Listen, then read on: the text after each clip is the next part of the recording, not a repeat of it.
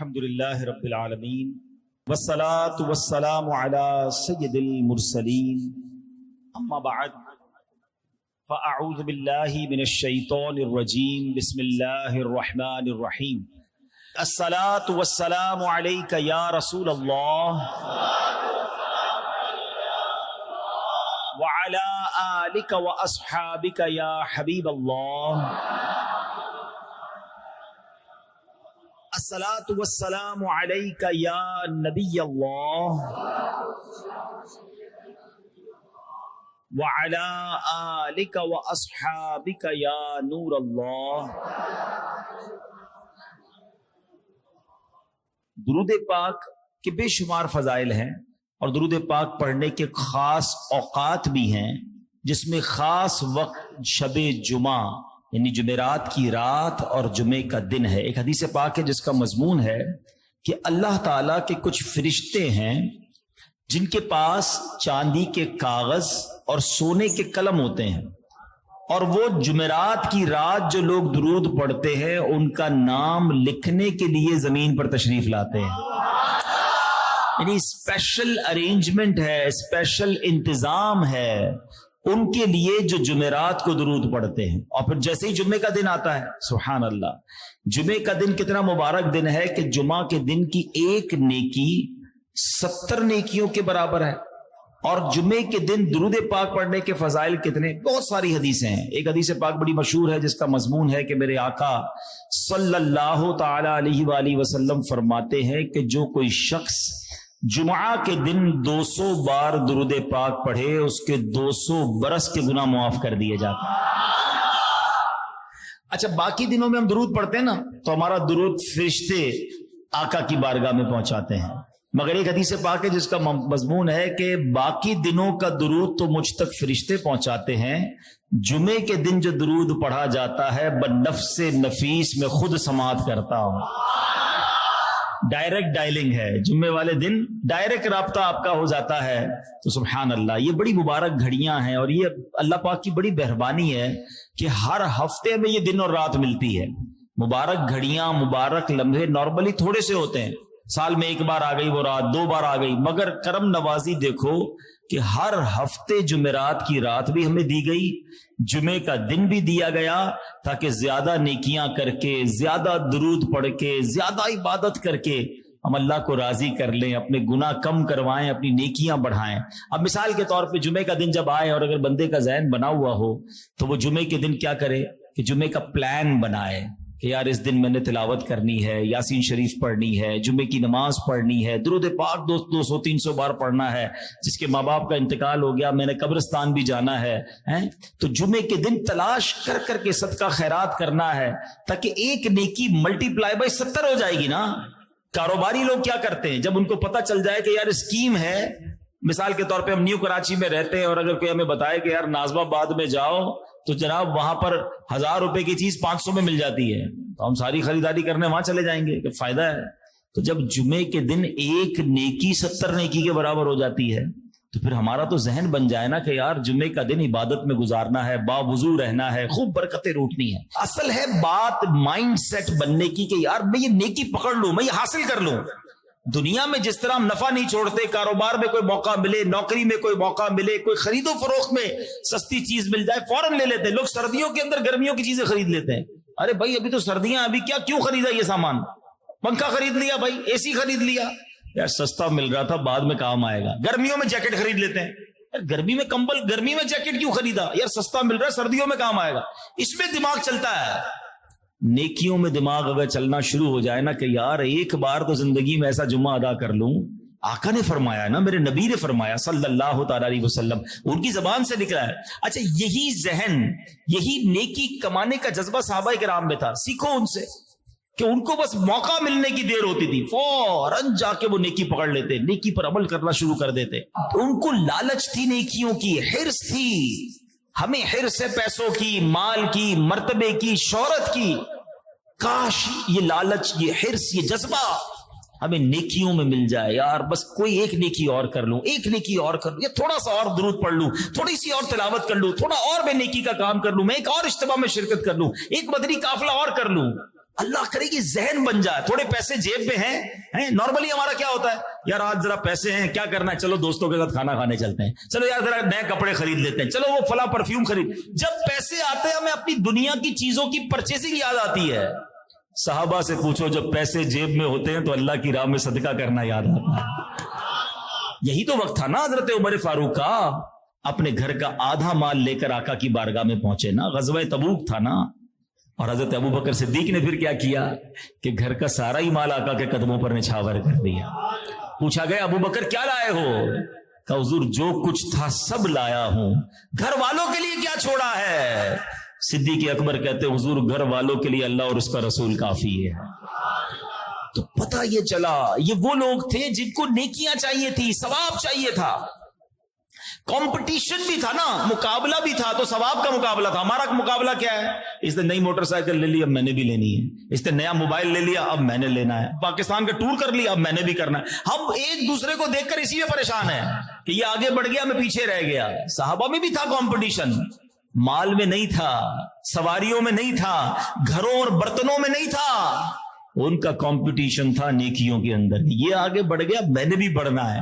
ایک بار بڑا پیارا واقعہ یاد آ گیا, سبحان اللہ, ایمان تازہ ہوتا ہے جب یہ واقعہ یاد کرتے ہیں.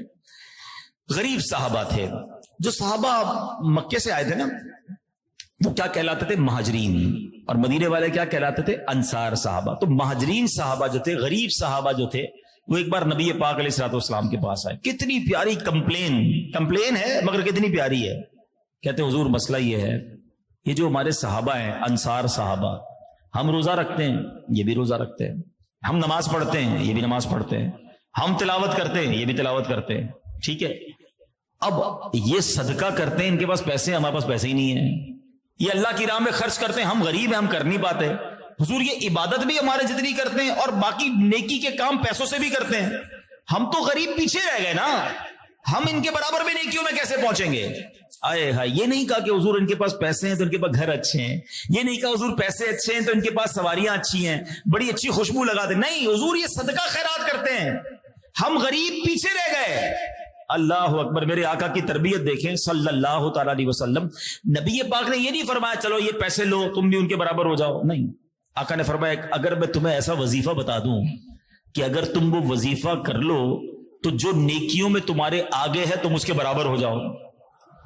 صحابہ کہتے حضور تو زبردست, اچھا ہو گیا ہمیں بتا دیں ہمیں, کیونکہ پیسے لینے نہیں آئے تھے نا, پوائنٹ سمجھیے گا, وہ مال لینے نہیں گئے تھے, وہ نیکیوں میں مقابلہ چاہتے تھے. تو آقا نے فرمایا تمہیں وظیفہ بتا دیتا ہوں, وظیفے پہ عمل کرنا تم برابر ہو جاؤ گے. حضور ضرور بتائیے.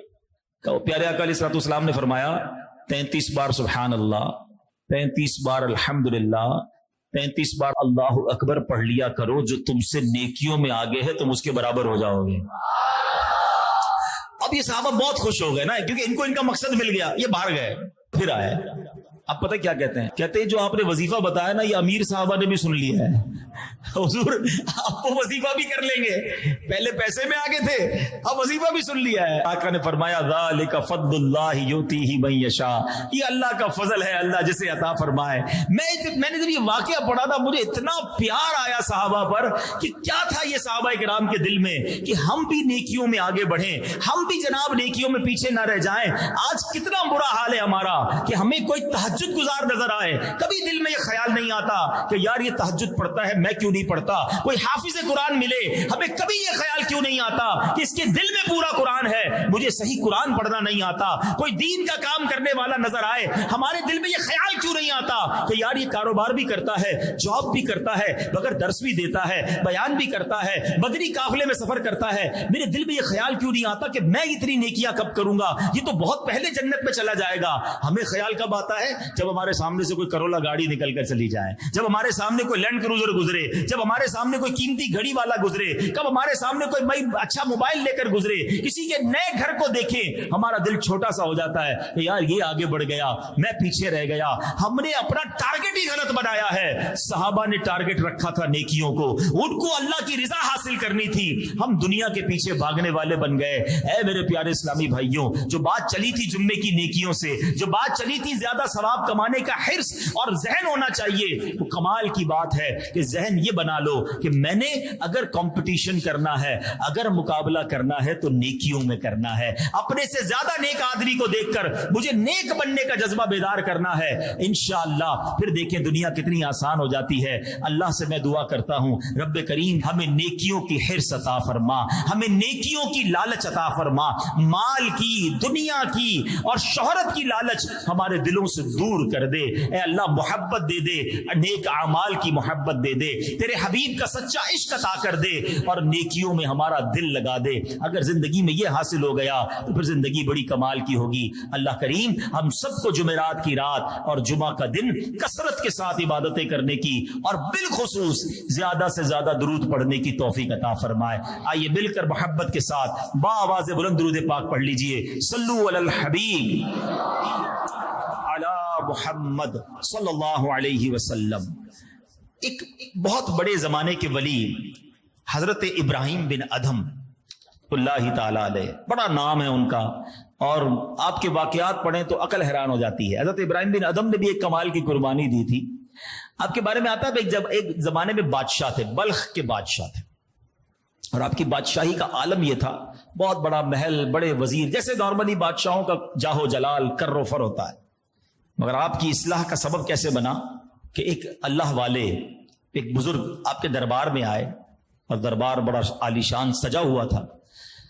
تو اس بزرگ نے آ کر کہا کہ یہ مسافر خانہ ہمیں اچھا نہیں لگا. حضرت ابراہیم بن ادم نے بڑا تعجب کیا کہ میرا اتنا بڑا محل, میں بادشاہ, یہ میرے وزراء, تمہیں یہ مسافر خانہ لگتا ہے؟ کہا اچھا یہ بتاؤ تم سے پہلے یہاں کون رہتا تھا؟ فرمایا اس محل میں میرے والد رہتے تھے. کیا اس سے پہلے کون رہتا تھا؟ کیا اس سے پہلے میرے دادا رہتے تھے؟ کیا اس سے پہلے کون رہتا تھا؟ میرے پردادا رہتے تھے. تو بزرگ نے کہا بتاؤ پھر مسافر خانہ کسے کہتے ہیں؟ ایک آتا ہے, دوسرا چلا جاتا ہے, دوسرا آتا ہے تو پھر پہلا چلا جاتا ہے. مسافر خانہ اسی کو تو کہتے ہیں. آپ کو بڑی چوٹ لگی, یار بات تو بڑی پتے کی کہی ہے, یہ تو سب چیزیں چلی جائیں گی, میں بھی دنیا سے چلا جاؤں گا. رات سوئے تو چھت پر کسی کے محل کی چھت پر چلنے کی آواز آئی. دیکھیں اللہ پاک کیسے کسی کی اصلاح کا سامان کرتا ہے. تو آپ نے کہا چھت پہ کون گھوم رہا ہے؟ اوپر سے آواز آئی ہمارا اونٹ ہو گیا ہے, وہ تلاش کر رہے ہیں. تو آپ نے کہا پاگل آدمی, کیا چھت پر بھی اونٹ ملتے ہیں؟ تو اوپر جو شخص تھا اس نے آواز لگائی کیا نرم بستر پر بھی اللہ کی معرفت ملتی ہے؟ ہائے ہائے, دل پر پہلے ہی شام کو چوٹ لگی تھی, رات کو ایک اور چوٹ لگی. آپ نے بادشاہت کو ترک کیا, اللہ کی راہ میں مال خرچ کیا اور خود ویرانے میں چلے گئے, عبادت کرنے لگے. آفٹر سم ٹائم, کچھ عرصے کے بعد ایک اور شخص گزرا, ایک اور بادشاہ گزرا. دیکھا زمانے کے بادشاہ حضرت ابراہیم بن ادم ایک دریا کے کنارے بیٹھ کر اپنی گدڑی کو سی رہے ہیں. کہا اے ابراہیم اتنے بڑے بادشاہ تھے, اتنے محل, اتنے نوکر چاکر سب چھوڑ کر یہ کیا کر رہے ہو؟ یہ کیسی زندگی گزار رہے ہو؟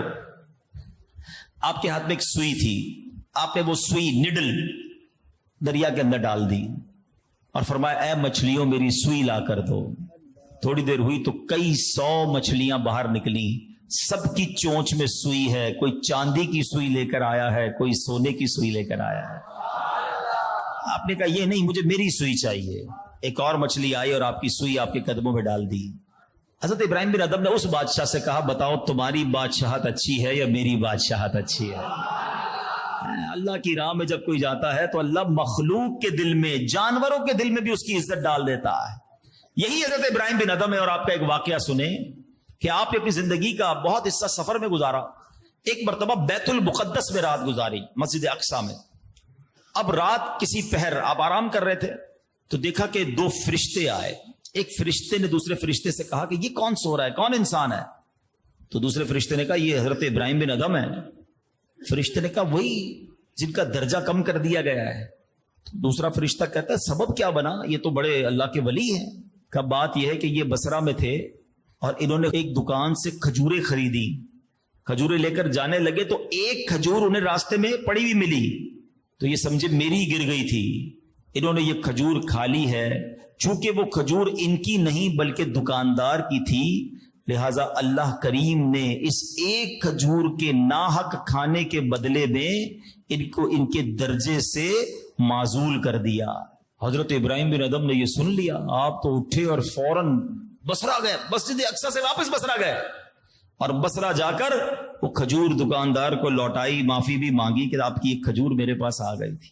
اب رات سوئے پھر 2 فرشتوں کو دیکھا ہے. اب فرشتہ کہہ رہا ہے تمہیں پتا ہے ابراہیم بن ادھم کا درجہ بحال کر دیا گیا ہے کیونکہ اس نے کھجور واپس لوٹا دی ہے. پھر وہ درجہ دے دیا گیا ہے کہ جو ایک کھجور اس نے ناحق لی تھی جا کر حقدار کو لوٹا دی. اللہ نے پھر وہ مرتبہ عطا فرما دیا. اے میرے پیارے اسلامی بھائیوں، یہ بظاہر تو ایک واقعہ ہے، مگر کسی کا ناحق مال کھانا، کسی کے پیسے دبا لینا، کسی کے ساتھ زیادتی کرنا، بعض اوقات ہماری نمازیں ہیں، روزے ہیں، حج ہیں، بڑی درود پاک، بڑی تلاوتیں، مگر بندوں کا حق دبانے کی بھی عادت ہے. اچھا کچھ لوگوں کو خامہ خائی کی عادت بھی ہوتی ہے. کبھی بھی گئے فروٹ کی دکان پر، ایک آدھا فروٹ ویسے اٹھا کے کھا لیا، اپنی ٹوکری میں زبردستی ڈال لیا، اس کی آنکھیں آگے پیچھے ہوئی تو کوئی ایک آدھا ذرا سبزی کی پیس ڈال لی. کیوں؟ یہ ایک تمہارے 2 5 10 روپے کی جو ناحق تم چوری کر رہے ہو، کہیں یہی تمہارے لیے پکڑ کا باعث نہ بن جائے. اچھا صرف اس پہ نہیں ہوتا. اب مسجد کے اندر آئے، کسی کے بھی چپل پہن کے چلے گئے. اچھا یہ الگ فینومنا ہے، الگ دماغ پتہ نہیں کس نے بنا دیا. اگر تمہارے چپل کوئی پہن کے چلا گیا، تم بھی کسی کے پہن کے چلے جاؤ. بالکل نہیں پہن سکتے. اگر ہمارے چپل کوئی پہن کر گیا، اس نے ناجائز کیا، غلط کیا، گناہگار ہے، مگر اس کی اجازت آپ کو نہیں ہے کہ آپ کسی کے چپل پہن کے چلے جائیں. آپ نے بھی تو وہی کیا، اور آپ کو کیا پتا کہ آپ جس کے پہن کے جا رہے ہیں وہ وہی تھا جس نے آپ کی چوری کی. وہ تو آئے چوری کی نیت سے ہو.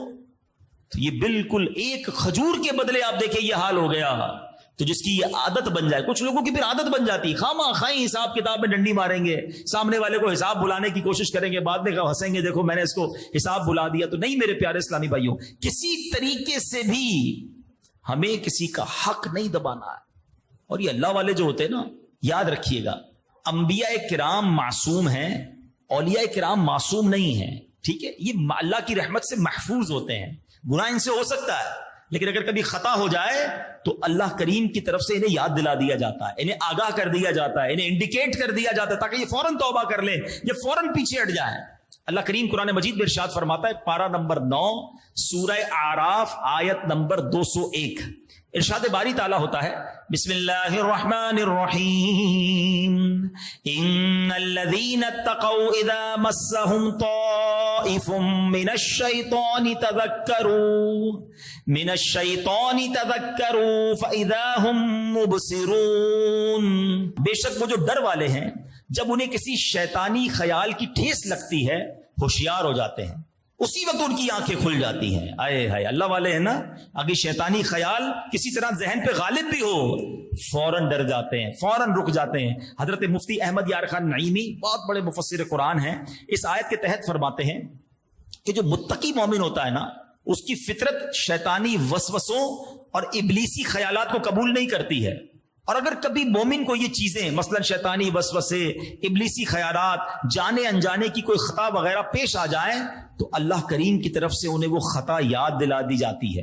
یوں یہ اس گندگی سے خود کو پاک کر لیتے ہیں. مفتی صاحب مزید فرماتے ہیں کہ مومن متقی فرشتوں کے گروہ سے ہے کہ اس کی اور فرشتوں کی فطرت جو ہے، یعنی ان کی نیچر ایک جیسی ہے.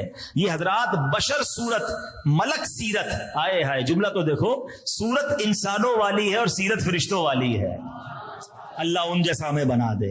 اچھا ایک تو وہ ہوتے ہیں جنہیں کوئی گڑبڑ ہونے لگے تو پتہ چل جاتا ہے، اور ہم میں سے کئی لوگ وہ ہیں جو گناہ پہ گناہ کیے جا رہے ہیں، شرم ہی نہیں آتی ہے، احساس بھی نہیں ہے.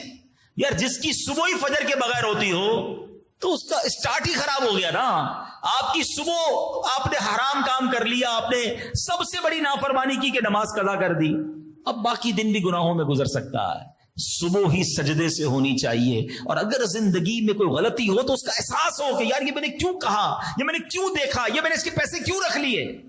لیکن نہیں ہوتا لوگوں کو احساس، اور ہم سمجھتے کوئی چیز نہیں. اب دیکھیں، اب باتیں بڑی چھوٹی چھوٹی ہیں لیکن یہ کتنے بڑے بڑے گناہ ہیں کہ مثال کے طور پہ ہمارے پاس کوئی نوٹ آیا، ہم نے چیک کیا نکلی ہے، جس نے دیا اس نے غلط کیا، اس نے حرام کیا، اس نے ہمیں دھوکہ دیا، لیکن کیا ہمیں اجازت ہے کہ ہم بھی آگے چلا دیں؟ اب لوگ کہتے ہیں مجھے بھی آیا میں بھی چلا دیتا ہوں. اب یہ آپ نے غلط کیا، آپ نے کسی کا حق مارا، قیامت کے دن وہ آپ سے اس کا تقاضا کر سکتا ہے. اور ایسا نہ ہو یہ ایک غلطی ہی ہمارے سارے اعمال برباد کر دے. احساس نہیں ہے، بندہ کہتا ہے میرے ساتھ غلط ہوا میں بھی آگے لوگوں کے ساتھ غلط کروں گا.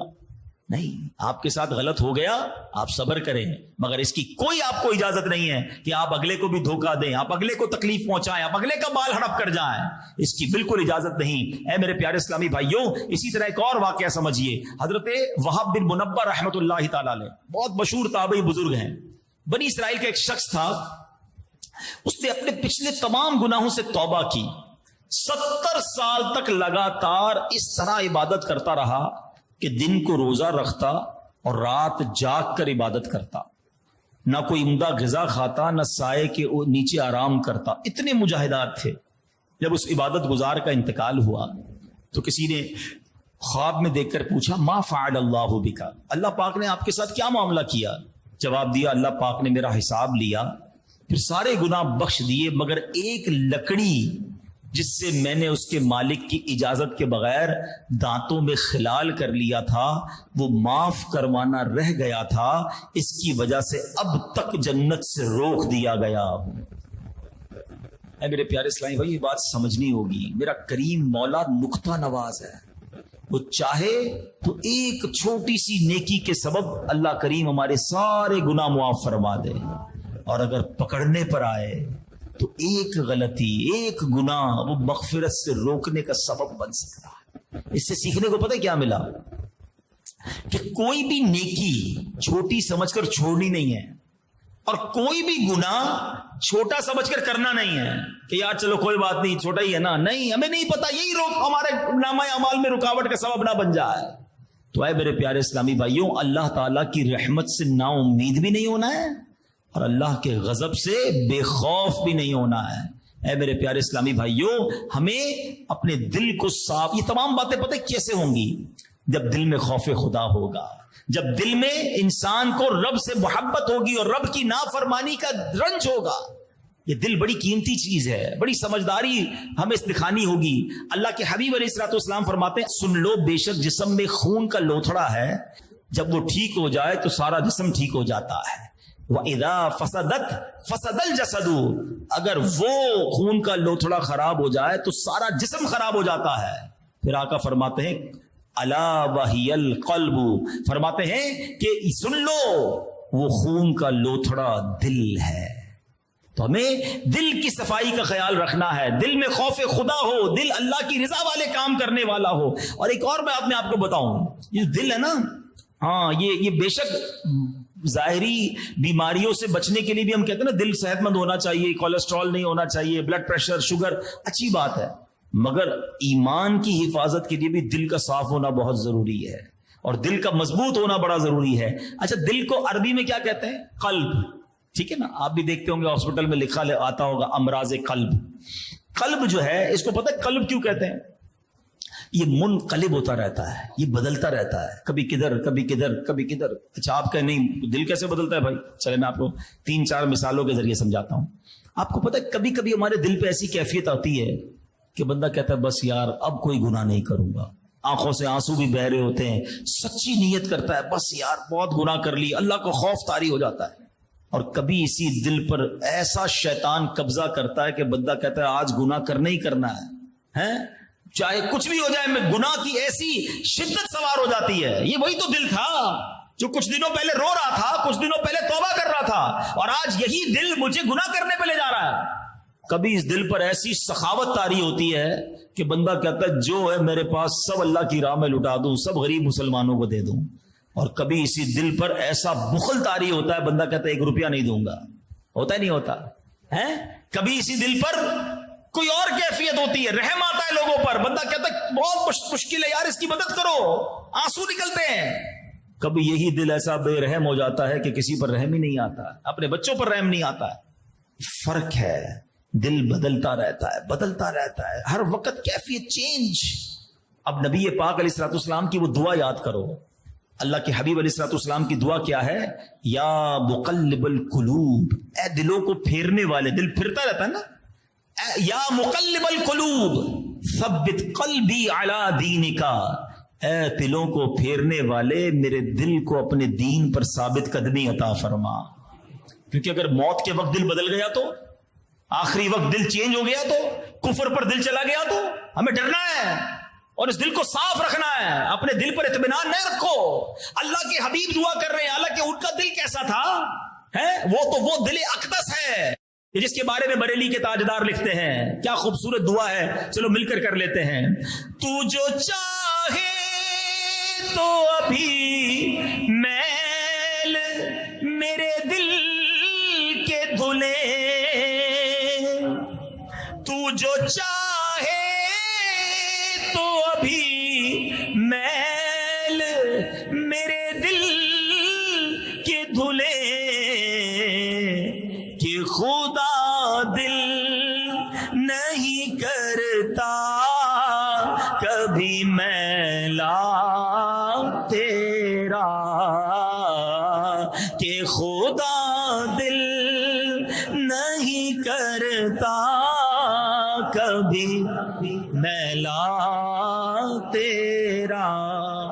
یعنی آقا کا دل تو وہ ہے جس کے صدقے ہمارے دل صاف ہوں گے. مگر آقا دعا کر رہے ہیں صلی اللہ تعالی علیہ وآلہ وسلم کہ اے اللہ میرے دل کو ثابت قدمی دے. کیوں؟ یہ ہمیں سکھا رہے ہیں کہ دل سے غافل نہ ہونا، دل کا خیال رکھنا، دل کو صاف رکھنا. دل بدل جاتا ہے.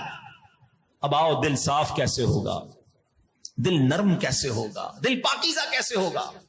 حضرت امام احمد بن حنبل رحمت اللہ تعالی کی خدمت میں حضرت عمر بن صالح کہتے ہیں میں حاضر ہوا. میں نے پوچھا اے امام، اللہ پاک آپ پر رحم فرمائے، دل نرم کیسے ہوتے ہیں؟ دل کی نرمی کا کوئی علاج بتائیے نا.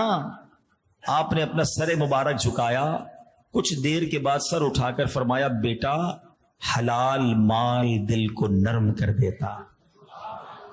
ہاں، ہم بعض اوقات بہت ساری چیزوں کا خیال رکھتے ہیں مگر روزی کی چیکنگ نہیں کرتے. حلال کھانا جو ہے نا، یہ بڑی کمال کی چیز ہے. یہ دل کو نورانی کر دے گا، یہ دل نرم کر دے گا، دل صاف کر دے گا. ہم جناب نمازیں پڑھیں اور حرام کمائیں، اپنے بچوں کو حرام کے نوالے کھلائیں، خود حرام کھائیں، پھر دل صاف نہیں ہونا، پھر دل سخت ہو جاتا ہے، پھر دل بدل جاتا ہے. اور ہم سب کی ایک تمنا بھی ہے نا کہ ہماری دعائیں قبول ہوں. ہم سب چاہتے ہیں کہ مستجاب الدعوات بن جائیں. ایک بار سرور کائنات صلی اللہ تعالی علیہ وسلم کی بارگاہ میں حضرت سعد بن ابی وقاص رضی اللہ تعالیٰ عنہ حاضر ہوئے اور عرض کی حضور دعا مجھے بتائیے میں مستجاب الدعوات کیسے بن سکتا ہوں. ابھی کیسا سوال ہے، آپ سب چاہتے ہیں، کون کون چاہتا ہے مستجاب الدعوات؟ معنی پتہ ہے اس کا؟ مستجاب الدعوات وہ ہوتا ہے جو دعا کرے وہ دعا قبول ہو جائے. ہم سارے ہی چاہتے ہیں. حضرت سعد بن ابی وقاص نے سوال کر لیا، کیا پیارا سوال کیا، ہمارا بھی کام آسان کر دیا. اچھا، پھر نبی پاک علیہ الصلوۃ والسلام نے اس کے جواب میں کوئی لمبی لسٹ نہیں دی کہ اے سعد اتنے تلاوت، اتنے روزے، اتنے سجدے، اتنا صدقہ خیرات کرو گے پھر تمہاری دعائیں قبول ہوں گی. نہیں، ایک لائن کا جواب نبی پاک علیہ الصلوۃ والسلام نے چند لفظوں میں جواب دے دیا. فرمایا اے سعد اپنی غذا پاکیزہ کر لو تو مستجاب الدعوات بن جاؤ گے. اچھا مجھے ایک بات بتائیں، اگر میں یا آپ ہم میں سے کوئی انشاءاللہ میرا رب چاہے تو ممکن ہے ہم میں سے کوئی مستجاب الدعوات بن جائے، پھر اس کی مشکل تو ختم ہو گئی نا. روزی میں برکت چاہیے وہ دعا کر لے گا، بیماری دور کرنی ہے وہ دعا کر لے گا، قرضہ اتارنے کی دعا کرنی ہے وہ دعا کر لے گا. جو اس کے پاس پرابلم ہے وہ دعا کرے گا، قبول ہو جائے گی کیونکہ وہ مستجاب الدعوات بن گیا. تو سب سے مین کام کیا کرنا چاہیے کہ اپنی روزی حلال کر لو. مستجاب الدعوات بن گئے تو سارے مشکلیں حل ہو جائیں گی نا. توجہ دیں، اپنی روزی پاک کرنے پر توجہ دیں، آپ کا دل نرم ہو جائے گا، آپ کی دعائیں قبول ہونے لگ جائیں گی. بہت سارے لوگ کہتے بھی یار دعا قبول نہیں ہوتی، مشکل دور نہیں ہوتی. ایک بار حضرت موسیٰ کلیم اللہ علی نبینا علیہ الصلوۃ والسلام نے ایک شخص کو دیکھا، وہ رو رہا ہے، یا اللہ میری دعا قبول کر لے، یا اللہ، رو رہا ہے، گڑ گڑا رہا ہے. حضرت موسیٰ علیہ السلام نے اللہ کی بارگاہ میں عرض کی، آپ تو کلیم اللہ تھے نا، آپ نے کہا یا اللہ یہ بندہ اتنا رو رہا ہے، تجھے اتنا دل سے پکار رہا ہے، اس کی دعا قبول فرما لے. پتہ ارشاد کیا ہوا اللہ کی طرف سے، اے موسیٰ یہ بندہ اتنا روئے کہ روتے روتے مر جائے، اتنے ہاتھ اٹھائے کہ اس کے ہاتھ آسمان کو چھو جائیں. اے موسیٰ میں نے اس کی دعا قبول نہیں کرنی. حضرت موسیٰ نے کہا یا اللہ کیا وجہ ہے؟ ارشاد ہوا اے موسیٰ وجہ یہ ہے کہ جو یہ کھاتا ہے وہ حرام ہے، جو پہنتا ہے وہ حرام ہے. ہم غلط ٹریک پہ چلے گئے. ہمیں یہ پتہ ہی نہیں ہے کہ حرام روزی ہمیں کتنی پرابلمز میں ڈال رہی ہے. جھوٹ بول کر کاروبار کیا جا رہا ہے, جھوٹی قسمیں کھا کے کاروبار کیا جا رہا ہے, دھوکہ دے کر کاروبار کیا جا رہا ہے. مال خریدتے وقت ہم اور ہوتے ہیں, مال بیچتے وقت ہم اور ہوتے ہیں. جو کاروبار کرتا ہے اس کو پیسوں کی فکر نہیں کہ کیسے لینا ہے, حلال ہے یا حرام ہے, رشوت ہے یا سود ہے, پیسے ہونے چاہیے. اور اسی طرح نوکری کرنے والا سمجھتا ہے کہ میں تو کاروبار کرتا ہی نہیں, میں کہاں سے حرام کماؤں گا. جو نوکری کرتا ہے اس کو پورا وقت دینا ہوگا. جھوٹی حاضریاں لگانے والا حرام نوکری کے پیسے کما رہا ہے. صاحب کو کہہ رہا ہے ٹریفک میں پھنس گیا تھا اور گیا دوستوں کے ساتھ گھومنے, 3 گھنٹے بعد آیا, یہ حرام کیا اس نے. اتنے گھنٹوں کی اجرت کیسے لے سکتا ہے؟ جس دن یہ خیال آپ کے دل میں بیٹھ گیا نا کہ مجھے 1 روپیہ بھی حرام کا نہیں چاہیے, پھر دیکھو تمہاری مشکلیں کیسے حل ہوتی ہیں, پرابلمز کیسے سالو ہوتی ہیں, تمہاری دعائیں کیسے قبول ہونا شروع ہو جاتی ہیں. مسئلہ یہ ہے کہ آج کسی چیز کی فکر ہی نہیں ہے کہ میرے ہاتھ میں جو پیسہ آ رہا ہے یہ حلال ہے یا حرام ہے. امیر اہل سنت بڑا چپتا ہوا جملہ کبھی کبھی فرماتے ہیں, ایسی چوٹ کرتے ہیں, فرماتے ہیں یار کتا بھی جب کھاتا ہے نا تو پہلے سونگتا ہے کہ کہاں سے آیا, کیسا کھانا ہے, مگر ہم کھاتے ہوئے, ہم کماتے ہوئے, ہم پیسے لیتے ہوئے کیوں نہیں سوچتے یار کہیں یہ حرام تو نہیں. اور آپ کو پتا ہے مسلمان کو دھوکہ دے کر پیسے کمانا یہ کتنا برا عمل ہے, اور نبی پاک اس کو کتنا ناپسند فرماتے ہیں. ایک بار اللہ کے حبیب علیہ الصلوۃ والسلام غلے کی ایک ٹھیلے پر, دکان پر سمجھ لے گئے, اناج, ٹھیک ہے نا. تو آقا علیہ الصلوۃ والسلام نے دیکھا کہ اناج یا غلہ بڑا زبردست تھا, تو نبی پاک نے اس میں اپنا مبارک ہاتھ ڈالا تو وہ نیچے سے گیلا تھا. تو نبی پاک نے فرمایا یہ کیا ہے؟ کہ حضور بارش ہوئی تھی تو اس لیے گیلا ہو گیا. نبی پاک علیہ الصلوۃ والسلام نے بڑا پیارا جواب دیا, فرمایا اس کو اوپر کیوں نہیں رکھا؟ گیلے کو اوپر رکھتے نا تاکہ گاہک کو پتہ چل جاتا کہ اندر سے گیلا ہے, یہ گیلے کو چھپا دیا, اوپر سوکھا رکھ دیا. اور پھر نبی پاک نے بڑا ہی یوں سمجھے جملہ, عبرت ناک جملہ فرما دیا. حدیث کے الفاظ ہیں من غش فلیس منی, جو دھوکہ دے وہ ہم میں سے نہیں. اب جس کو نبی پاک یہ فرما دے وہ مجھ سے نہیں. اب قیامت کے دن جھوٹ بول کر کام کرنے والا, قسمیں کر کے مال بیچنے والا, دھوکہ دینے والا جب جائے اور نبی پاک فرمائے من غش فلیس منی, تم تو ہم میں سے ہو ہی نہیں, تم تو دھوکے دینے والے تھے, اس وقت کیا کرو گے؟ شفاعت کس سے لوگے؟ دامن کس کا تھامو گے؟ جنت میں کس کے ساتھ جاؤ گے؟ پلیز خدا کے واسطے یہ ذہن بنا لیں. اچھا پھر لوگ اس کا عجیب عجیب جواب دیتے ہیں, یار مولانا صاحب بات تو آپ ٹھیک کر رہے ہیں, میں جھوٹ نہیں بولوں گا تو میری پوری مارکیٹ تو جھوٹ بولتی ہے, ان کا مال بک جائے گا میرا نہیں بکے گا, میں دھوکہ نہیں دوں گا, میں جناب میڈ ان چائنا کو میڈ ان فلاں نہیں کروں گا تو میڈ ان فلاں کو میڈ ان فلاں نہیں کروں گا, تو میری دکان کیسے چلے گی, میں جھوٹ نہیں بولوں گا تو میرا مال کیسے بکے گا, ہماری تو پوری مارکیٹ ایسا کرتی ہے. تو پھر تمہارا ایمان کدھر گیا, اللہ پر بھروسہ کدھر گیا ہے؟ تمہیں یہ کیوں خیال آ رہا ہے کہ تم جھوٹ بولو گے تو رب روزی دے گا, اور جب تم سچ بولو گے تو وہ روزی بند کر دے گا؟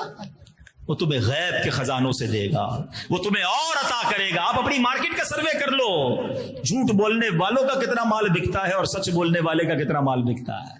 لوگ مہنگا بیچتے ہیں لیکن یہ لوگ ان کے پاس جا کر خریدتے کہ یار یہ مہنگا دیتا ہے لیکن 1 نمبر مال دیتا ہے, یہ جھوٹ نہیں بولتا, یہ ملاوٹ نہیں کرتا, یہ دھوکہ نہیں دیتا.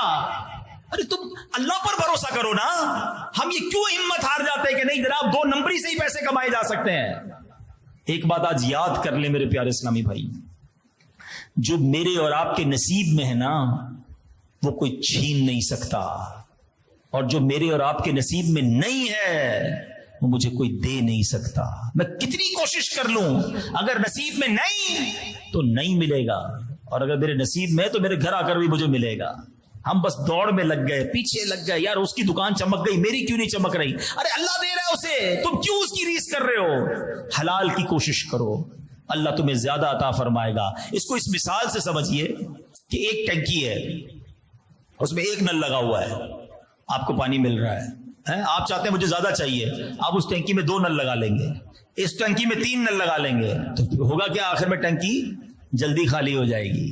ہاں بعض اوقات پیسے تو جلدی آ جاتے ہیں پھر ختم بھی جلدی ہو جاتے ہیں. جتنا لکھا ہے نا وہ مل کر رہے گا, کدھر نہیں جا رہا, تمہاری ٹینکی بھری ہوئی ہے مگر ہمیں جلدی ہے. اور بعض اوقات اسی پیسے کو جو حلال نصیب میں لکھا ہوتا ہے ہم حرام طریقے سے کما رہے ہوتے ہیں. ہم جلدی کرتے ہیں, جو لکھا ہوتا ہے نا ملنا وہی ہے, اب ہماری مرضی ہم حلال سے کمائیں یا حرام سے کمائیں. تو امام غزالی نے ایک بڑی کمال کی بات فرمائی, فرمایا تجارت ایک کسوٹی ہے, جس کے ذریعے آدمی کے دین اور ورع کو آزمایا جاتا ہے. ہاں یہ تجارت کرنا بڑی اچھی بات ہے, کاروبار کرنا بڑی اچھی بات ہے, جائز ہے, لیکن اس کے ذریعے انسان کو چیک کیا جاتا ہے. پیسہ سامنے آئے گا, اب آپ کا امتحان ہے کہ حرام ہے تو نہیں لینا ہے, تاکہ میری آخرت برباد نہ ہو جائے. تو اے میرے پیارے اسلامی بھائیوں, آج ہم نے یہ بات سیکھی ہے کہ خرید و فروخت میں, لین دین میں احتیاط بہت ضروری ہے. بعض اوقات ایک کھجور, ایک تنکا, وہ ہمارے لیے قیامت کے دن وبال بن سکتا ہے. اور اگر سچ کاروبار کریں, سچا کام کریں, سبحان اللہ. حدیث پاک سنو, میرے آقا فرماتے ہیں التاجر الصدوق الامین وعن نبیین وصدیقین وشہداء. آقا فرماتے سچا اور امانت دار تاجر روز قیامت انبیاء کرام, صدیقین اور شہداء کے ساتھ ہوگا. اے سچے تاجروں تمہیں مبارک ہو. میں نے کسی مفتی کی فضیلت نہیں سنائی, میں نے کسی جناب عالم دین کی, حافظ قرآن کی فضیلت نہیں سنائی, بزنس مین کی فضیلت سنائی ہے. بس سچائی ہونی چاہیے, امانت داری ہونی چاہیے. انشاءاللہ قیامت کے دن انبیاء, صدیقین اور شہداء کا ساتھ ہوگا. حضرت جابر رضی اللہ تعالیٰ عنہ سے روایت ہے, اللہ پاک کے آخری نبی رسول ہاشمی صلی اللہ تعالیٰ علیہ وسلم نے فرمایا رحم اللہ رجلا سمحا اذا باع واذا اشترى واذا اقتضى. اللہ کے حبیب فرماتے ہیں اللہ پاک اس شخص پر رحمتیں کرے جو نرم ہو جب بیچے اور خریدے اور جب تقاضا کرے. سبحان اللہ. اب بیچنے میں نرمی کیا ہے کہ گاہک کو کم یا خراب چیز بیچنے کی کوشش نہ کرے کہ جناب جو بھی ہے اس کو ٹکا دو, جتنا بھی اس کو بتاؤ اللہ کی قسم بڑی اچھی پروڈکٹ ہے, بے شک وہ گھر جا کے رو رہا ہو. نہیں, نرمی یہ ہے کہ جناب چیز میں خامی ہے اسے بتا دیں کہ اس میں یہ پرابلم ہے, اس کا رنگ کچا ہے, اس کی پروڈکٹ ورنہ جناب اتنی اچھی نہیں ہے, پھر بھی آپ کو لینی ہے تو آپ لے لیں. تو یہ نرمی ہے. آقا فرماتے ہیں خریدنے میں نرمی یہ ہے کہ قیمت کھری ادا کرے, ٹائم پر پیمنٹ کرے. بعض اوقات کیا ہوتا ہے, عجب معاملہ ہے, اپنا مال بیچ رہا ہے, خوب تعریفیں, سبحان اللہ, ماشاء اللہ. آپ کو پتا ہے اپنا مال بیچتے وقت ذکر اللہ کرنا بھی منع ہے. اللہ کا ذکر تو اللہ کا ذکر ہے نا, لیکن تھان کھولتے وقت سبحان اللہ, ماشاء اللہ, بہت زبردست مال ہے, سبحان اللہ, ابھی ذکر کا ٹائم نہیں ہے. اپنے مال کی بیجا تعریف نہ کرے اور دوسرے کا مال خریدے تو اس کی بیجا برائی نہ کرے. جب کسی کا مال خریدے ہوں گے, ارے تو گھٹیا ہے, 2 نمبر کا ہے, اس کا تو کوئی چیز اچھی نہیں ہے. یار آپ کو خریدنا, خاموشی سے خرید لو نا, اس کے مال کی برائی کیوں بیان کر رہے ہو؟ تو فرمایا جب خریدے تو اس کی برائی نہ کرے, کھری قیمت دے, ٹائم پر پیمنٹ کرے. اور پھر فرمایا تقاضے میں نرمی کیا ہے, فرمایا جب کسی کا قرض ہو تو نرمی سے مانگے, اگر کوئی مجبور ہے تو اسے تھوڑی اور مہلت دے دے, اس پر تنگی نہ کرے. جس میں یہ 3 صفتیں جمع ہو جائے وہ اللہ کا مقبول بندہ ہے. اے میرے پیارے اسلامی بھائیوں, ایک اور بڑی پیاری بات امام غزالی احیاء العلوم میں فرماتے ہیں. ہاں یہ تاجروں کے لیے واقعی بڑی کمال کی بات ہے. میں جب یہ بیان تیار کر رہا تھا میں نے کہا واقعی کمال ہے جو تاجر امانت دار ہے, کہ فرمایا تجارت میں راہ حق پر چلنا مستقل مزاجی سے نفل عبادت کرنے سے زیادہ مشکل ہے. یعنی کوئی تہجد گزار ہے نا, کوئی اشراق چاش پڑھنے والا ہے, نفل نماز پابندی سے پڑھتا ہے, کتنا مزہ آتا ہے اس کے بارے میں سن کر, مگر فرمایا اس سے زیادہ مشکل یہ ہے کہ بندہ تجارت میں راہ حق پر چلے. اسی لیے ایک بزرگ فرماتے ہیں التاجر الصدوق افضل عند اللہ من المتعبد. فرمایا سچا تاجر اللہ پاک کے نزدیک عبادت گزار سے افضل ہے, کیونکہ روز اس کے پاس آئٹم آتی ہے نا, روز کوئی نہ کوئی سودا آتا ہے, روز کوئی نہ کوئی پیسے آ رہے ہوتے ہیں, کوئی ڈیل آتی ہے. اب اس کو چیک کرنا ہے کہ حلال ہے یا حرام ہے. تو یہاں میں تمام میرے تاجر اسلامی بھائیوں سے, میرے وہ اسلامی بھائی جو جاب کرتے ہیں, جو خرید و فروخت کرتے ہیں, اچھا بعض اوقات ہم فروخت کرنے والے کوئی برا بھلا کہہ رہے ہوتے ہیں, یار یہ دھوکہ دیتے ہیں, یہ جھوٹی قسمیں کھاتے ہیں. خریدار بھی گڑبڑ کرتا ہے نا, خریدار بھی جھوٹی باتیں کر کے خرید لیتا ہے. میں پچھلی دکان پہ گیا تھا, وہاں تو اتنے کا مل رہا ہے, آپ مہنگا دے رہے ہیں, کیوں جھوٹ بول رہے ہو بھائی؟ اس کا دھیان ادھر ادھر ہوا, آپ نے تھوڑی سی آئٹم اپنی تھیلی میں ڈال دی, غلط, حرام. تو خرید اور فروخت دونوں کو بچنا ہے, دونوں کو حلال طریقے سے کام کرنا ہے. تو یہاں میں آخر میں, بیان کے آخر میں دیکھیں دعوت اسلامی کا کمال بتاتا ہوں. دعوت اسلامی والے صرف پرابلم نہیں بتاتے, دعوت اسلامی والے پرابلم بتاتے ہیں, بیماری بتاتے ہیں, پھر ساتھ علاج بھی بتاتے ہیں. تو آج آپ کو یہ بتایا نا کہ ہمیں خرید و فروخت میں, اپنا مال کمانے میں ہمیں حلال کا خیال رکھنا ہے, حرام کے قریب نہیں جانا. یہ پیسہ آ تو جاتا ہے, پھر بیماریوں میں, ڈکیتیوں میں, مصیبتوں میں چلا جاتا ہے, چلا بھی جاتا ہے, اور آخرت کا ببال الگ باقی ہے. تو فقط حلال کما. پہلے تو نیت کر لو, آج میں بھی کر لوں, آپ بھی کر لیں, 1 روپیہ بھی حرام نہیں کمائیں گے انشاءاللہ. آج کے بعد حرام روزی کے قریب بھی نہیں جائیں گے. اچھا نیت تو ہو گئی, کیونکہ روزی حلال ہو گئی تو دعائیں قبول ہونا شروع ہو جائیں گی انشاءاللہ, دل صاف ہونا شروع ہو جائے گا, اللہ کے قریب ہونا شروع ہو جائیں گے. لیکن اب پرابلم پتہ ہے کیا ہے, یہ خرید و فروخت کاروبار کے مسائل جو ہے نا یہ آسان نہیں ہیں. بندہ کہتا ہے یار ابو بھی یہی کرتے تھے, میں بھی وہی کرتا ہوں, جائز ہی ہے, حلال ہے. نہیں, میں اور آپ مفتی نہیں ہیں, تو میں آپ کو ایک مشورہ دیتا ہوں, ایک بار کسی مفتی صاحب سے ملیں, صحیح العقیدہ عاشق رسول مفتی سے ملیں, اور ان کو اپنی روزی کا طریقہ بتا دیں کہ میں نوکری کرتا ہوں, صبح اتنے بجے جاتا ہوں, شام اتنے بجے آتا ہوں, چھٹی یہ کرتا ہوں, صاحب جب مجھے اجازت دیتا ہے تو میں باہر جاتا ہوں, جو بھی آپ کا طریقہ ہے نوکری کا وہ بتائیں کہ میری روزی حلال ہے, وہ کہ آپ کی روزی حلال ہے. سبحان اللہ, سجدہ شکر ادا کر لینا. کاروبار والا جائے, بتائیں میں جناب یہ مال لیتا ہوں, اتنے میں خریدتا ہوں, یہ بیچتا ہوں, یہ کہتا ہوں, جو بھی آپ کرتے ہیں سب بتائیں, کوئی بس نہیں. ڈاکٹر کو جا کے بتاتے ہو نا, ڈاکٹر بتا دیتا ہے آپ ٹھیک ہے بھائی, یہ ڈاکٹر بتاتا ہے یہ دوائی کھا لو. مفتی صاحب کے پاس جائیں گے, وہ بتا دیں گے بھائی آپ کی روزی اوکے ہے. نہیں, وہ کہتے ہیں یہ والا کام مت کرو, یہ چیز یوں مت خریدو, یہ چیز ایسے نہ بیچو, یہ جملہ مت کہا کرو, کاروبار میں سودا یوں نہ کیا کرو. وہ آپ کو بتا دیں گے, آپ چھوڑ دیجئے گا, انشاءاللہ روزی حلال ہو جائے گی, سارے کام آسان ہونا شروع ہو جائیں گے. تو انشاءاللہ اپنی آمدنی کے جو ذرائع ہیں وہ انشاءاللہ ہم مفتیان کرام سے چیک کرا لیں گے. دعوت اسلامی آپ کو یہ فیسلٹی دیتی ہے. پھر دیکھیں انشاءاللہ بہت سارے دکھ دور ہو جائیں گے. میں صحیح بتا رہا ہوں, جس دن روزی حلال ہو گئی نا, دل پاکیزہ ہونا شروع ہو جائے گا, دعائیں قبول ہونا شروع ہو جائیں گی, سجدوں کی لذت ملنا شروع ہو جائے گی, سارے کام آسان ہونا شروع ہو جائیں گے. اللہ کرے کہ ہم اپنی روزی کمانے کے معاملے میں اسٹرکٹ ہو جائیں. میں مثال کے ذریعے دیتا ہوں. اچھا کچھ لوگ پتہ کیا کہتے ہیں, اب آخری بات بیان کو ختم کر رہا ہوں, شیطان بھی ہے نا مردود, ابھی بھی کسی کے دماغ میں ڈال رہا ہوگا کہ یار یہ مولانا صاحب بات تو ٹھیک کر رہے ہیں, لیکن یار تو سارے صدقے بھی تو دیتا ہے, ٹھیک ہے تھوڑی روزی میں ڈنڈی مارتا ہے, تھوڑی رشوت ہے, تھوڑا سود ہے, مگر مسجد کو چندہ بھی تو دیتا ہوں ہر مہینے, ہر سال حج بھی کرتا ہوں, عمرے بھی کرتا ہوں, غریب بچیوں کی شادیاں بھی کراتا ہوں, تو یہ لیول ہو جاتا ہوگا. شیطان ہے نا, یہ دماغ میں یہ باتیں ڈالتا ہے. میں اس کا آپ کو جواب دے دیتا ہوں تاکہ آئندہ اب یہ بات سوچنا نہیں, ٹھیک ہے. پہلا ایک جملہ تو یاد کر لو, اللہ پاک ہے اور پاک ہی قبول فرماتا ہے. اس کو دہراؤ میرے ساتھ, اللہ پاک ہے اور پاک ہی قبول فرماتا ہے. اللہ پاک ہے اور پاک ہی قبول فرماتا ہے. اللہ پاک ہے اور پاک ہی قبول فرماتا ہے. ابھی کیسے ہو سکتا ہے کہ میں حرام کما کے صدقہ دوں اور اللہ قبول فرما لے؟ یہ پتہ کیسے ہوا؟ ایگزامپل مثال دے رہا ہوں کہ کوئی شخص ایک بادشاہ کے پاس گیا اور اس کو بڑا خوبصورت پیکنگ کے ساتھ تحفہ دے کر آیا. تحفہ لیا بادشاہ نے, وہ بندہ چلا گیا. بادشاہ نے جب تحفہ کھولا نا تو پیکنگ تو کھلی مگر اندر ایک بوتل کے اندر پیشاب بھرا ہوا تھا. بادشاہ خوش ہوگا اس سے؟ بتاؤ نا. ناراض ہوگا نا کہ مجھے تحفے میں گندگی. ہم اللہ کی بارگاہ میں کیا بھیج رہے ہیں؟ حرام. سود کما کر حج, رشوت لے کر عمرے, جھوٹ بول کر دھوکہ دے کر غریب کی شادی, کسی کی جیب سے پیسے نکال کر مسجد کا چندہ. کیا یہ قبول ہوگا؟ ارے 1 روپیہ 1000 کی جگہ 1 دو, مگر حلال کا دو.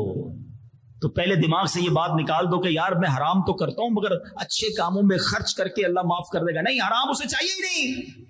وہ ہمارے صدقوں کا, ہماری خیرات کا محتاج نہیں ہے. وہ پاک ہے اور پاک قبول فرماتا ہے. یہ ادھر دماغ میں بٹھا لیں, ٹھیک ہے.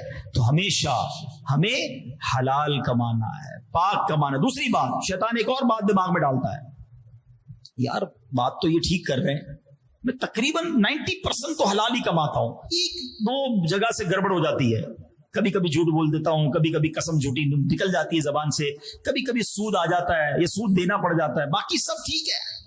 90% تو ٹھیک ہے نا مولانا صاحب. شیطان ہے نا, شیطان تو پھر ایسی آئیڈیا دے گا نا دماغ میں. چلو میں آپ کو ایک مثال کے ذریعے سمجھاتا ہوں. آپ کے پاس ایک جگ, گھر میں آپ جائیں اور ایک ماشاءاللہ گھر والوں نے آپ کے لیے ٹھنڈا میٹھا دودھ کا جگ تیار رکھا ہو, کیا ہو گھر والے آپ اجتماع سے آئے تو انشاءاللہ ان کو یہ دودھ پلائیں گے, اور ادھر سے جناب کوئی اوپر سوراخ ہو چھت میں اور گٹر کے پانی کے 2 قطرے آپ کے دودھ میں گر جائیں, اس جگ کے اندر پیشاب کے 2 قطرے گر جائیں یا خون کے 2 قطرے گر جائیں, کیا کرو گے؟ گلاس بھر کے دودھ پیو گے؟ یار 2 ہی تو قطرے ہیں, باقی تو پورا جگ ٹھیک ہے نا. 2 ہی قطرے تو گندگی کے تھے, باقی تو ٹھنڈا میٹھا پاک دودھ تھا. تو آپ کیا کہیں گے؟ حضرت ان 2 قطروں نے اس پورے دودھ کو ناپاک کر دیا ہے. بات سمجھ آ رہی ہے؟ جس طرح تمہارے یہ 2 قطرے گندگی کے پورے جگ کو ناپاک کر دیتے ہیں نا، اسی طرح یہ تھوڑی سی بھی جو حرام روزی ہے نا، یہ ہماری حلال میں مل کر ہماری پوری حلال کی نورانیت برباد کر دیتی ہے. آج نیت کر لو، بس ایک سوراخ سے بھی حرام نہیں آنے دوں گا، ایک سوراخ سے بھی داخل نہیں ہونے دوں گا، خود بھی حرام نہیں کماؤں گا، اپنے بچوں کو بھی نہیں کمانے دوں گا. پھر دیکھو اللہ برکت کیسی ڈالتا ہے یار. آپ خود سوچو نا، جو حرام کما رہا ہے وہ کہتا ہے میں میرے بچوں کو بھی کھلا رہا ہوں، مزے کر رہا ہوں. ارے ابھی تم حرام کما رہے ہو تو تمہیں مزے لگ رہے ہیں، جس دن حرام چھوڑو گے تمہیں حقیقی لطف ملنا شروع ہو جائے گا. تمہیں انشاءاللہ تمہارے دل پہ نور کی بارش ہونا شروع ہو جائے گی. ہمت کرنی پڑتی ہے. ہاں ایک بات یاد رکھنا، بعض اوقات جو حرام کما رہے ہوتے ہیں نا، بعض اوقات رشوت پر جھوٹ پر سارا سسٹم چل رہا ہوتا ہے، وہ کہتے ہیں یار یہ مولانا صاحب بات تو ٹھیک کر رہے ہیں، مگر یار میں نے یہ سب چھوڑ دیا تو بچوں کا کیا ہوگا، گھر والوں کو کیا کھلاؤں گا، میری تو تنخواہ تھوڑی ہے، رشوت پہ تو سارا کام چل رہا ہوتا ہے، یہ جھوٹ پہ تو سارا کام چل رہا ہوتا ہے. شیطان ہے نا، وسوسے ڈالتا ہے. میں آپ کو معاف کیجیے گا، ایک آخری بات اور کر دیتا ہوں. میں چاہتا ہوں اللہ کرے اتنا بڑا اجتماع ہے، کوئی ایک بھی آج توبہ کر کے چلا گیا حرام روزی سے، مجھے لگے گا میرا بیان وصول ہو گیا. ایسا ہی ایک اجتماع تھا، بہت پرانی بات ہے. ایک مبلغ دعوت اسلامی یورپ گئے تھے، اٹلی میں بیان ہو رہا تھا، حلال روزی پر بیان ہوا، توبہ پر بیان ہوا. اجتماع ختم ہوا تو ایک نوجوان آیا روتے ہوئے، آنکھوں میں آنسو تھے. کہتا ہے حضرت آپ نے بیان تو کیا، حلال پر بات بھی کی، حرام کی آپ نے تباہ کاریاں بھی بتائیں، میرا بھی دل ہو گیا کہ میں حرام نہ کماؤں، مگر میرا ایک اسٹور ہے. جو لوگ یورپ وغیرہ گئے انہیں پتا ہے کہ وہاں اسٹور پر شراب مسلمان بھی بیچ رہے ہوتے ہیں بدقسمتی سے. کہتے ہیں میرا اسٹور ہے، کھانا اس پہ ڈبل روٹی بھی بیچتا ہوں، بسکٹ بھی ہے، چپس بھی ہے، اور بھی چیزیں ہیں، شراب بھی بیچتا ہوں، اور شراب سب سے زیادہ بکتی ہے. شراب نہیں بیچوں گا تو اسٹور کا کرایہ بھی نہیں نکلے گا، میں اپنے بچوں کو کیا کھلاؤں گا. اس مبلغ نے پتہ ہے کیا کہا اس کو؟ میں وہی بات آج میں آپ کو کہنا چاہتا ہوں. اگر کسی کے دماغ میں یہ بات آ رہی ہے، کیونکہ لائیو بھی سن رہے ہیں، بعد میں بھی اس کو سنیں گے کہ یار حرام چھوڑ دیا تو بچوں کا کیا ہوگا، میں آج ان سب سے وہی بات کرنا چاہتا ہوں جو اس مبلغ نے اٹلی میں اس نوجوان سے کہی تھی کہ ایک بات بتاؤ، تم حرام کما رہے ہو؟ اس نے کہا ہاں. روزی مل رہی ہے؟ اس نے کہا ہاں. مبلغ نے کہا تم روزی دینے والا کون ہے؟ اس نے کہا اللہ کریم، رازق وہی ہے نا. کہ ایک بات بتاؤ، تم اسے ناراض کر رہے ہو، وہ تمہیں روزی دے رہا ہے، جب تم اسے راضی کرو گے کیا وہ روزی بند کر دے گا؟ بس جب اس نوجوان نے یہ سنا نا، وہ زاروں کی طرح رونے لگا. اچھا یہ مبلغ تو اس کو سمجھا کر آ گیا، اس نے کہا بس اب میں زندگی میں کبھی شراب نہیں بیچوں گا. 1-1.5 سال بعد وہی مبلغ دعوت اسلامی پھر گئے اٹلی. شاید مبلغ کو یاد نہیں تھا، مگر اجتماع کے بعد وہی نوجوان پھر ملنے آیا. کہتا ہے آپ کو یاد ہے میں نے 1.5 سال پہلے 1 سال پہلے آپ سے وعدہ کیا تھا، الحمدللہ میں نے شراب بیچنا بند کر دی ہے، اللہ نے میری روزی میں اور برکت ڈال دی ہے. یہ اصول یاد رکھ لو. ہاں یہ کبھی نہیں ہو سکتا کہ میں اللہ کو راضی کروں اور اللہ میری روزی کے دروازے بند کر دے. تم ناراض کر رہے ہو، تمہیں روزی مل رہی ہے، ہمت تو کرو نا. تھوڑے دنوں تک تمہیں آزمایا ضرور جائے گا. جب دروازہ بند کرتا ہے نا بندہ حرام کا تو تھوڑی کمی آتی ہے. گھر والے کہتے ہیں یہ کیا کیا تم نے، کس سے پوچھ کے کیا، ہمارے تو سارے اللہ تللے ختم ہو گئے، پیسے تھوڑے ہو گئے، مزیدار کھانے ختم ہو گئے. تمہیں کچھ دن ضرور آزمایا جائے گا کہ ثابت قدم ہے کہ نہیں، ہلتا تو نہیں. جس دن امتحان سے کامیاب ہو جاؤ گے، اللہ نے ایک دروازہ تو تم نے بند کیا تھا، اس کے بدلے روزی کے 10 دروازے کھول دے گا. تو آج پھر نیت کرتے ہیں انشاءاللہ حرام روزی کے قریب بھی نہیں جائیں گے. میں اللہ سے دعا کرتا ہوں اللہ ہم سب پر روزی کے دروازے کھول دے، ہم سب کے رزق حلال میں برکت ڈال دے، سب کے دسترخوان وسیع کر دے. اے اللہ 1 روپیہ بھی حرام کا کبھی ہمارے مال میں شامل نہ ہو، ہماری نسلوں کو بھی رزق حرام سے دور فرما دے. اے کریم مولا تو رازق ہے. آج ہم کمزوروں نے نیت کی ہے کہ کبھی حرام کے قریب نہیں جائیں گے. اے اللہ اب تو ہم پر حلال روزی کے وسیع دروازے دراز فرما دے. آمین بجاہ النبی الامین صلی اللہ تعالی علیہ وسلم. الحمدللہ ایسی پیاری باتیں دعوت اسلامی کے مدنی ماحول میں سکھائی جاتی ہیں. آپ بھی دعوت اسلامی کے اجتماعات میں تشریف لاتے رہا کریں، اجتماع میں آئیں، مدنی قافلوں میں سفر کریں اور اس کی خوب برکتیں حاصل کریں. اللہ کریم ہم سب کو دعوت اسلامی کے مدنی ماحول کے ساتھ وابستہ رہنے کی توفیق عطا فرمائے. آمین بجاہ النبی الامین صلی اللہ تعالی علیہ وسلم. میرے اعمال کی اصلاح